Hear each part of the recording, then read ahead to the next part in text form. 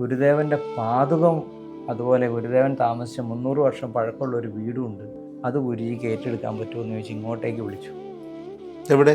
ശിവഗിരി തന്നെ. ഇപ്പോൾ പല സ്ഥലത്തും ഇരിക്കുമ്പോൾ ആൾക്കാർ ഓടിച്ചു വിടും. കാരണം ആ നാട്ടിൽ ഓൾറെഡി അല്ലെങ്കിൽ ഈ പണ്ഡിതന്മാരും പണിയെടുക്കാണ്ട് നടക്കുന്ന ആൾക്കാർ പണ്ഡിതന്മാരെ തട്ടിയിട്ട് നടക്കാൻ വയ്യ.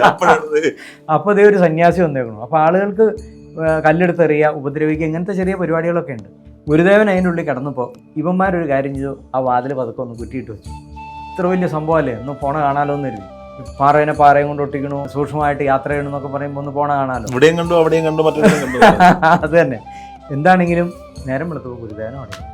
അതായത് പുറത്തുനിന്ന് പൂട്ടിയ വീട്ടിൽ നിന്ന്, മരം കൊണ്ടുണ്ടാക്കിയ വീട്ടിൽ നിന്ന് ഗുരുദേവൻ അപ്രത്യക്ഷമായി. പെട്ടെന്ന് ഒരു പ്രാവശ്യം അവിടെ ഗുരുദേവൻ വന്നപ്പോൾ ഒന്നുമില്ല എന്ന് പറഞ്ഞ് ചിക്കൻ കറി ഉണ്ടാക്കി. ഗുരുദേവനും അവിടെ നിന്ന് ഇറങ്ങിപ്പോയി. ഭക്ഷണം പോലും കഴിച്ചിട്ടില്ല. അപ്പോൾ ഞങ്ങളെ പ്ലാൻ ചെയ്ത് തന്നെ ഗുരുദേവൻ കൊണ്ടുവന്നതാണ്. അപ്പോൾ എൻ്റെ ധർമ്മപത്നി ഏത് കുടുംബത്തിലെ ആയിരിക്കണം, ഞാൻ എവിടെ നിന്നായിരിക്കണം, ഗുരുദേവൻ പ്ലാൻ ചെയ്തിട്ടുണ്ട്. അതുപോലെ തന്നെ ഗുരുദേവൻ പ്ലാൻ ചെയ്ത് അവിടെ അന്ന് ചെരുപ്പാതവും കൊടുത്തിട്ട് പോയത്. അന്ന് ഈ 300 വർഷമായില്ലേ? 300 വർഷം പഴക്കം. ആ വീട് ഇപ്പോഴും അതേപോലെ ഉണ്ട്, അങ്ങനെ തന്നെ ഇരിക്കുന്നു. കൊട്ടാരം വൈദ്യന്റെ വീടാണോ നാരായണ ഗുരുദേവൻ താമസിച്ചു? കൊട്ടാരം വൈദ്യം താമസിച്ചൊക്കെ അവിടെ നിന്ന് ഒരു പൊളിച്ചു മാറ്റി. ഇത് പൊളിച്ചിട്ടില്ല. ഇത് തൊട്ടിട്ടില്ല. ഗുരുദേവൻ കുളിച്ച കുളമുണ്ട്. വരുമ്പോ ഗുരുദേവൻ കുളിക്കുന്ന ഒരു കുളമുണ്ട്. അത് ഒരിക്കലും ഉറ പറ്റില്ല. ഭരതന് ശ്രീരാമന്റെ പാതുകം കിട്ടി. ഇതുപോലെ ഇതിങ്ങനെ വെച്ച് കൊണ്ടുപോയില്ലേ, 14 വർഷം അവിടെ ഇരുന്ന് ഭരിച്ചു. അതിനുശേഷം നമുക്കൊക്കെ വന്നു കഴിഞ്ഞാൽ ഈ പാതുകം കാണാനും പിന്നെ അപ്പൊ ശിവഗിരിയിലേക്ക് വരുന്നവർക്ക് എല്ലാവർക്കും ഇവിടെയും വരാം, പാതുകം കാണാം, നമസ്കരിക്കാം. ഒരു കുഴപ്പമില്ല. എല്ലാവർക്കും തൊട്ട് കണ്ടുപോകാം. ദിവ്യ പാതുകം അല്ലെങ്കിൽ ദിവ്യഗ്രഹം സന്ദർശിക്കുന്നവർക്ക് സ്നാനം നടത്തി പോവാം. അല്ലാതുള്ളവർക്കും വരാം, കാണാം. ഒരു ദിവസം എന്തായാലും ഞങ്ങളെ ബാക്ക് മീഡിയ സംഘം ഇത് ഒന്ന് ആലോചിച്ച് നോക്കും. നമ്മുടെ ജീവിച്ചിരുന്ന ഗുരുവിന്റെ ഉപയോഗിച്ചിരുന്ന പാതുകം. അല്ല, അങ്ങ് എന്തിനാണ് ഈ ചെരുപ്പിട്ടുകൊണ്ട് സമാധി? ഞാൻ ചെരുപ്പിട്ടിട്ടില്ല. നീ ചെരുപ്പുണ്ടല്ലോ. അത് ചെരുപ്പുണ്ടാക്കിയോ? ഇന്നത്തെ കാലം എന്താ, എന്ത് വേണമെങ്കിലും കാണിക്കാം. ഞാൻ അവിടെ നിന്ന് വേണമെങ്കിൽ, പക്ഷെ അത് ഉണ്ടാക്കിയവൻ അത്ര പെർഫെക്റ്റ് അല്ല ടെക്നിക്കലി. പക്ഷെ നടന്നു പോണവർക്ക് ഒന്നും ചെരുപ്പില്ല. പെട്ടെന്ന് സമാധിയിൽ നിൽക്കുന്നിടത്ത് അത് മാത്രം എടുത്തിട്ടാണ് ഇട്ട് വെച്ചത്. അങ്ങ് മറ്റേ മജീഷ്യനാണെന്ന് പുള്ളിക്ക് തോന്നുന്നു. എന്തേലും ആവട്ടെ, കുഴപ്പമില്ല. നമുക്കതിൽ വിഷമമൊന്നുമില്ല. കാരണം അതൊരു ഭയങ്കര റെവല്യൂഷൻ ഉണ്ടാക്കിയതിൽ. കാരണം എൻ്റെ ചെരുപ്പിട്ട് ശിവഗിരി കയറി എന്ന് പറഞ്ഞ് നമ്മുടെ ന്യൂസ് വെളിയിൽ വന്നതും ഒരു 2 ആഴ്ചയോ 3 ആഴ്ചയോ കഴിഞ്ഞപ്പോൾ എന്നെ ഒരാൾ വിളിച്ചിട്ട് ഗുരുദേവൻ്റെ പാതുകം, അതുപോലെ ഗുരുദേവൻ താമസിച്ച 300 വർഷം പഴക്കമുള്ള ഒരു വീടുമുണ്ട്, അത് ഗുരുജിക്ക് ഏറ്റെടുക്കാൻ പറ്റുമോ എന്ന് ചോദിച്ച് ഇങ്ങോട്ടേക്ക് വിളിച്ചു. എവിടെ? ശിവഗിരി തന്നെ. ആശ്രമത്തിനുള്ളിലോ? ആശ്രമത്തിനുള്ളിലല്ല, ശിവഗിരിയിലില്ല. എൻ്റെ സംഭവം നടന്നല്ലോ, ഈ വാർത്ത വെളിയിൽ പോയില്ലേ. ഇത് പല ടൈപ്പിലുള്ള ശിവഗിരി സംഭവം ആയതുകൊണ്ട് പല ടൈപ്പിലുള്ള ആളുകൾ കണ്ടു. ഗുരുദേവൻ ഈ ശിവഗിരിയൊക്കെ ഉണ്ടാവുന്നതിന് മുമ്പ് ഗുരുദേവൻ ഒരു 34, 36, 38 വയസ്സ് പ്രായ കാലഘട്ടം. ശിവഗിരി ഉണ്ടായിട്ടില്ല. ഇപ്പോൾ ഗുരുദേവൻ അവിടെ വരാറുണ്ട്. അവിടെ ഒരു കൊട്ടാരം വൈദ്യൻ എന്ന് പറഞ്ഞ ശങ്കരനാരായണൻ എന്ന് പറഞ്ഞ കൊട്ടാരം വൈദ്യനുണ്ട്. അപ്പോൾ അദ്ദേഹത്തിൻ്റെ വീട്ടിൽ ഗുരുദേവൻ പോകും. അതും ഭയങ്കര ഒരു രസമാണ്. അവർ പറയുമ്പോൾ നമുക്ക് ഇതൊക്കെയാണ് രസം എന്ന് പറയുന്നത്. അവരുടെ വീട്ടിൽ ഒരു വിശേഷം ഉണ്ടെങ്കിൽ അല്ലെങ്കിൽ നല്ല പഴക്കൊല ഉണ്ടായാൽ അവർ ഗുരുദേവന് വെറുതെ ഇങ്ങനെ സ്മരിച്ചു പോകും. ഗുരുദേവൻ വന്നിരുന്നെങ്കിൽ എന്ന് ആലോചിക്കുമ്പോഴേക്കും അന്ന് വൈകുന്നേരം ആകുമ്പോഴേക്കും ഗുരുദേവൻ ഉണ്ടാവും. അപ്പോൾ ആ നാടിന് വേറൊരു പ്രത്യേകതയുണ്ട്. ആ നാട്ടിൽ ശിവഗിരിയിൽ നിന്ന് 4-5 കിലോമീറ്റർ ദൂരമേ ഉള്ളൂ. കരിനിലക്കോടെന്നാണ് അതിൻ്റെ പേര്.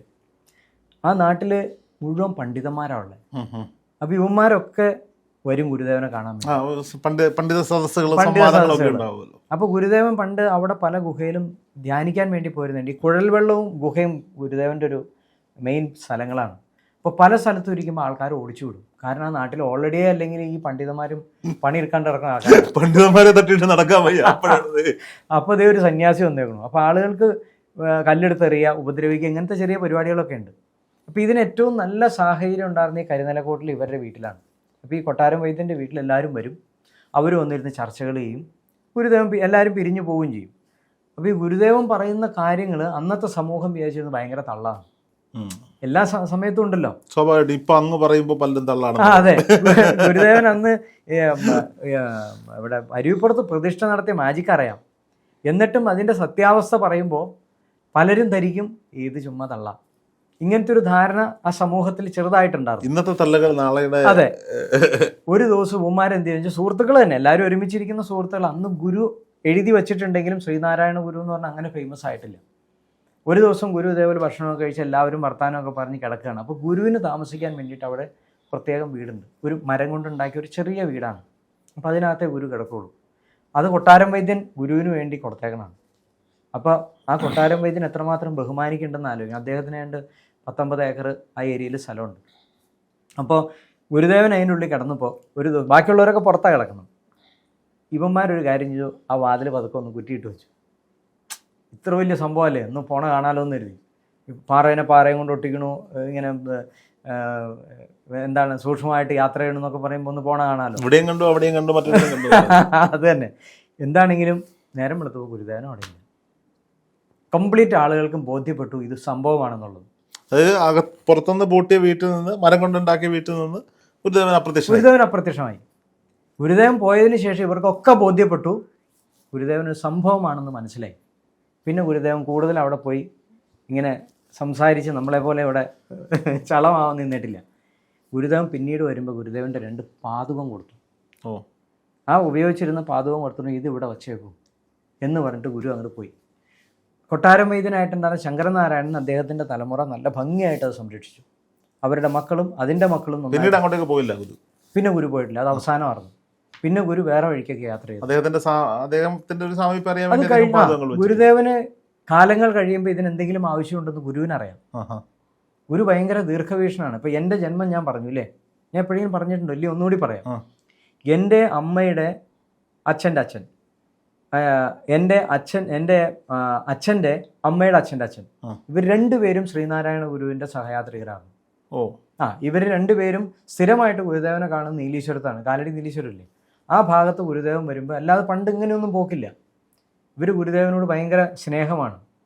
ഗുരുദേവൻ്റെ കൂടെ ഇരുന്ന് ഇങ്ങനെ രാപകലില്ലാണ്ട് സംസാരിക്കാനും മറ്റുള്ള കാര്യങ്ങൾക്കൊക്കെ കൂടെയുണ്ട്. അപ്പോൾ അന്ന് ഗുരുദേവൻ വരുമ്പോൾ ഇവിടെ താമസിച്ചിട്ടുള്ള വീടെന്ന് പറയുന്നത്, അവിടെ ചില അന്നത്തെ പ്രശസ്തമായ വീടുകളുണ്ട്. അതിനകത്ത് ഒരാളുടെ പേര് എനിക്ക് പറഞ്ഞ ഓർമ്മയുള്ള, അച്ഛനൊക്കെ പറഞ്ഞ ഓർമ്മയുള്ളത് തോപ്പിൽ ഫാമിലിയാണ്.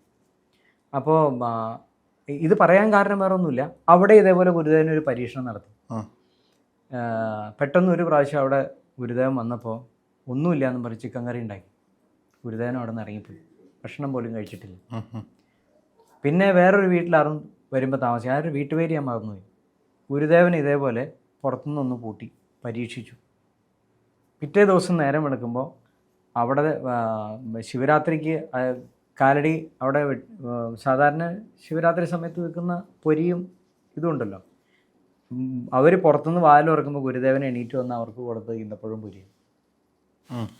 ഇതിൻ്റെ ദൃക്സാക്ഷികളാണ് നമ്മുടെ ഈ പറയുന്ന മുത്തശ്ശന്മാർ. അപ്പോൾ എൻ്റെ ജന്മത്തിന് കാരണമാവാൻ ഗുരുദേവനാണ്.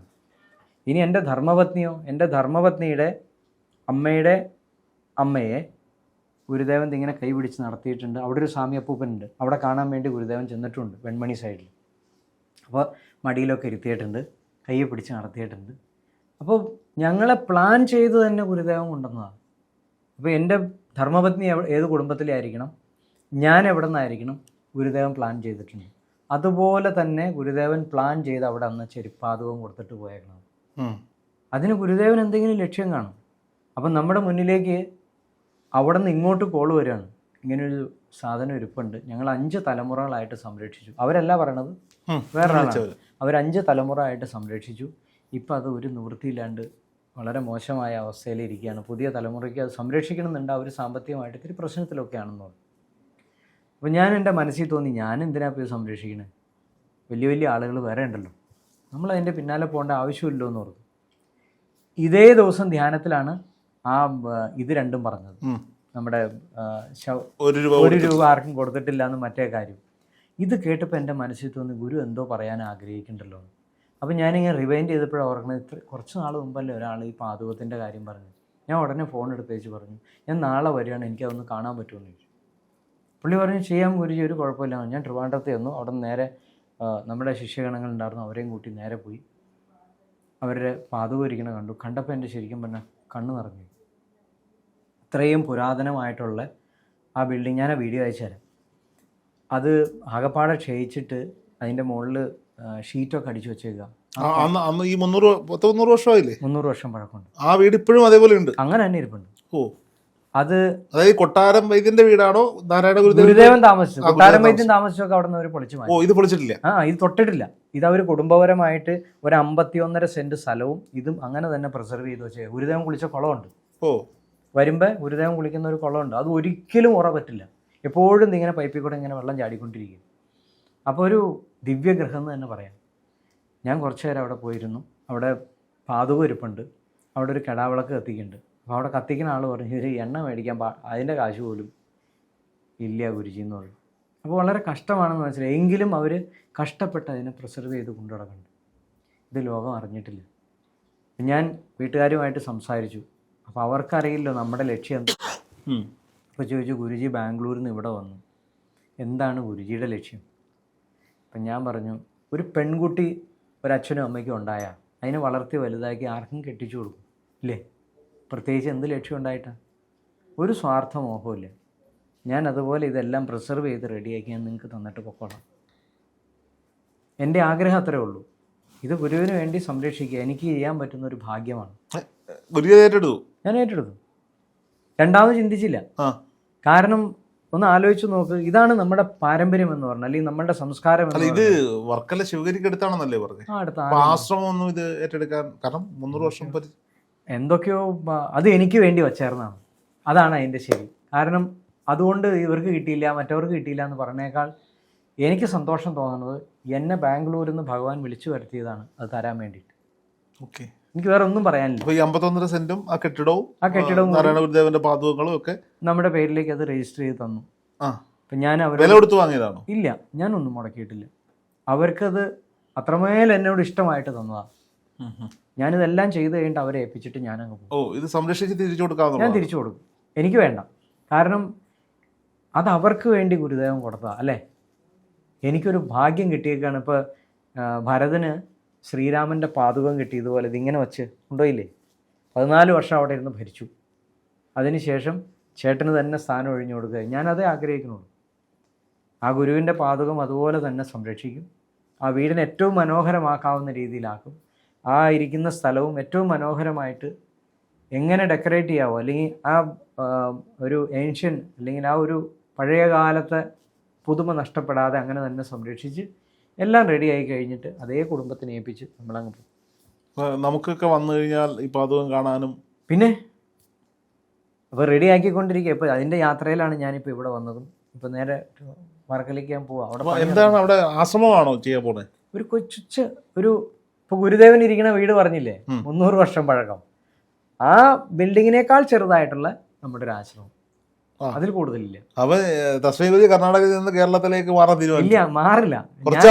വലിയ അവിടെ ഒരു ആശ്രമമൊക്കെ ഉണ്ടാക്കി എല്ലാം ചെയ്തിട്ട് ഞാൻ പോകും. ഇതല്ലേ നിസ്വാർത്ഥ എന്ന് പറഞ്ഞത്. നമ്മൾ കെട്ടിപ്പിടിച്ചോണ്ടിരുന്നിട്ട് എന്താ കാര്യം? എത്ര നാളുകൊണ്ട് ചെയ്യാൻ പറ്റും? ഈ തീർത്ഥാടനത്തിന് മുമ്പ് ആക്കിയെടുക്കണം എന്നുള്ളതാണ് പ്ലാൻ. അപ്പോൾ ശിവഗിരിയിലേക്ക് വരുന്നവർക്ക് എല്ലാവർക്കും ഇവിടെയും വരാം. പാദുകം കാണാം, നമസ്കരിക്കാം. ഒരു കുഴപ്പമില്ല. എല്ലാവർക്കും തൊട്ട് കണ്ടു പോവാം. എന്തെങ്കിലും കൊമേഴ്ഷ്യലായ ചിന്തകളുണ്ടോ അവിടെ? ആരെങ്കിലും ഡൊണേഷൻ തരികയാണെങ്കിൽ ഞാൻ സ്വീകരിക്കും. കാരണം ഒരു കാര്യമുണ്ട്, ഇപ്പോൾ ശ്രീനാരായണ ഗുരുവിൻ്റെ പാദുകം സംരക്ഷിക്കാനെന്ന് പറഞ്ഞാൽ കോടികൾ തരാൻ ആളുണ്ടാവും. എനിക്ക് അധർമ്മത്തിലുള്ള 1 രൂപ പോലും വേണ്ട. പക്ഷെ ധർമ്മിഷ്ഠരായവരുടെ 1 രൂപയ്ക്കാണ് ഗുരുദേവന് ഇഷ്ടം. കാരണം ധനികരുടെ സ്വർണ്ണ നാണയത്തേക്കാൾ നമുക്കിഷ്ടം പാവങ്ങളുടെ 1 രൂപയാണ് ഗുരു പറഞ്ഞേക്കുന്നത്. നമുക്കും അത് തന്നെയാണ് ഇഷ്ടം. ഈ കേൾക്കുന്ന എല്ലാവരും ഇത്രയും വലിയൊരു കാര്യം സംരക്ഷിക്കാനാണ്. നിങ്ങളുടെ കോൺട്രിബ്യൂഷൻ, അതായത് നിങ്ങൾക്കതല്ലേ ചെയ്യാൻ പറ്റുള്ളൂ. അതിനെ സംരക്ഷിക്കാൻ വേണ്ടിയിട്ട് അവിടെ മേടിക്കുന്ന എണ്ണയ്ക്ക് നൽകുന്നതായിട്ട്, അല്ലെങ്കിൽ അവിടെ ഒഴിക്കുന്ന എണ്ണ പോലും അത്രമാത്രം ധർമ്മത്തിലുള്ളത് വേണമെന്ന് ഗുരുവിന് നിർബന്ധമാണ്. അങ്ങനെ നിങ്ങൾക്ക് ആർക്ക് വേണമെങ്കിലും 1 രൂപ നൽകാം. ധർമ്മത്തിലുള്ള ആരുടെയും അനാവശ്യമായ ഒരു പൈസ, അധർമ്മത്തിലുള്ള പൈസ നമുക്ക് വേണ്ട. അത് നിങ്ങൾക്ക് ഗുരുവിനോട് നൽകാൻ പറ്റുന്ന ഒരു കോൺട്രിബ്യൂഷൻ. ഞാൻ മറ്റൊരു ചോദ്യം. അപ്പം സ്വാഭാവികമായും അങ്ങയുടെ രീതി എനിക്കറിയാം. എനിക്ക് വലിയ വമ്പൻ ഓഫറുകൾ കേരളം വിട്ട് പുറത്തുനിന്ന് ഏക്കർ കണക്കിന് 300, 400, 500 ഏക്കർ കണക്കിന് ഓഫറുകൾ വന്നിട്ട് അങ്ങ് അതൊന്നും സ്വീകരിക്കാതെ മുന്നോട്ട് പോകുന്ന ഒരാളാണ്. അപ്പോൾ പെട്ടെന്ന് ഈ 51 സെൻറ്റ് ഏറ്റെടുത്തു എന്ന് പറയുമ്പോൾ എന്തിനെന്നുള്ള ചോദ്യത്തിൻ്റെ ആവശ്യമില്ല. കാരണം അങ്ങനെ പറഞ്ഞു. ഞാൻ ചോദിച്ചത്, ധർമ്മത്തിലുള്ളവർ സഹായിക്കട്ടെ, അല്ലെങ്കിൽ ഇതിൻ്റെ ഭാഗമാകട്ടെ. സഹായിക്കട്ടെ എന്നല്ല ആ വാക്ക്. അല്ല, അതിന് നല്ല ചിലവുണ്ട് കേട്ടോ. ഒരു 80 ലക്ഷം രൂപയെങ്കിലും ആ. എസ്റ്റിമേറ്റ് എടുത്തിട്ട്. അപ്പോൾ അത്രയും ചിലവ് വരാൻ സാധ്യതയുണ്ട്. അപ്പോൾ ഇതിൻ്റെ ഭാഗമാകട്ടെ, ഞാൻ എന്തായാലും കോൺടാക്ട് നമ്പർ ഷെയർ ചെയ്യാം, താല്പര്യമുള്ളവർ അതുമായി ബന്ധപ്പെടട്ടെ. ഞാൻ ചോദിക്കുന്ന മറ്റൊരു കാര്യം, ഇതിവിടെ ഈ ആശ്രമമൊക്കെ പണിതിന് ശേഷം തീർത്ഥാടകർക്ക് വന്ന് താമസിക്കാനുള്ള സൗകര്യവും കാര്യങ്ങളൊക്കെ ഉണ്ടാവും? അയ്യോ, അതിനുള്ളതൊന്നുമില്ല. വളരെ 51.5 സെൻറ്റ് സ്ഥലമല്ലേ ഉള്ളൂ. വന്ന് കണ്ടു പോകാം. അതിനകത്തൊരു കുളമുണ്ട്. അതെല്ലാവർക്കും വന്ന് ദിവ്യ സ്നാനം, അവിടെ വന്നിട്ട് ദിവ്യപാതകം അല്ലെങ്കിൽ ദിവ്യഗ്രഹം സന്ദർശിക്കുന്നവർക്ക് സ്നാനം നടത്തി പോവാം. അത്രയേ ഉള്ളൂ. പിന്നെ അവിടെ നമ്മൾ ധർമ്മം പ്രചരിപ്പിക്കുക എന്ന് മാത്രമേ ഉള്ളൂ. ഗുരുദേവൻ്റെ ധർമ്മം എന്താണോ. പിന്നെ അതിനൊരു പ്രത്യേകത എന്ന് വെച്ചാൽ അവർ ആ കുടുംബങ്ങൾ എത്രമാത്രം പവിത്രതയോടെ കൊണ്ടു നടന്നു, അതുപോലെ തന്നെ നമുക്ക് കൊണ്ടു നടക്കണം. മത്സ്യമാംസവും ലഹരി പദാർത്ഥവും ശവക്കറിയൊക്കെ കഴിച്ചുകൊണ്ട് അതിൻ്റെ ഉള്ളിൽ വന്നാൽ അതിൻ്റെ കർമ്മഫലം അവർ സ്വീകരിക്കേണ്ടി വരും. നമുക്ക് ബാധകമല്ല. ആരെയും മണപ്പിച്ചിട്ടൊന്നും ഉള്ളിലേക്ക് വിടാൻ നമുക്ക് പറ്റില്ല. അത് അവരവരുടെ ഇഷ്ടമാണ്. അതെ, ശിവഗിരി തീർത്ഥാടനത്തിന് വരുന്ന ഭക്തജനങ്ങൾ അങ്ങനെയൊന്നും വരുന്നവരായിരിക്കില്ല കൂടുതലായും. അല്ലാതുള്ളവർക്കും വരാൻ കാണാം. ഒരു ദിവസം എന്തായാലും ഞങ്ങളെ ബാക്ക് മീഡിയ സംഘം ഇത് ഒന്ന് ആലോചിച്ച് നോക്കും. നമ്മുടെ ജീവിച്ചിരുന്ന ഗുരുവിൻ്റെ ഉപയോഗിച്ചിരുന്ന പാതുകം ഇത്രയും കാലം അവർ സംരക്ഷിച്ചു വെച്ചു. അതിനെ ഇനി സംരക്ഷിക്കാൻ ഒരു കുറച്ച് കാലമെങ്കിലും നമുക്ക് ഇങ്ങനെ ഒരു സംഭവം ജനങ്ങളിലേക്ക് എത്തിക്കാൻ ഞങ്ങളൊരു മാധ്യമമായതിനും അതിനൊരു അവസരം തന്നതിനും നന്ദി. എന്തായാലും വരും ദിവസങ്ങളിൽ അവിടുത്തെ പണികൾ പുരോഗമിക്കുന്നതിനനുസരിച്ച് ഇപ്പോഴത്തെ അവസ്ഥ എനിക്ക് ഫോട്ടോസും വീഡിയോസും തരാമെന്ന് പറഞ്ഞിട്ടുണ്ട്, പ്രേക്ഷകരെ കാണിക്കാം. പിന്നീട് ഇതിൻ്റെ നിർമ്മാണ പ്രവർത്തനങ്ങൾ പൂർത്തീകരിക്കുന്ന വേളയിൽ ഉറപ്പായും ഞങ്ങളും അവിടേക്ക് എത്തും. ഇത് ജനങ്ങളിലേക്ക് എത്തി, ഞങ്ങളെ കൊണ്ട് പറ്റുന്ന അതാണ്, ജനങ്ങളിലേക്ക് ഇതിൻ്റെ മഹത്വവും മറ്റും എത്തിക്കാനാണ് നമുക്ക് സാധിക്കുക. അപ്പോൾ അതിന് എല്ലാ പ്രവർത്തനങ്ങൾക്കും ഞങ്ങളും ഒപ്പം ഉണ്ടാവും. സന്തോഷം.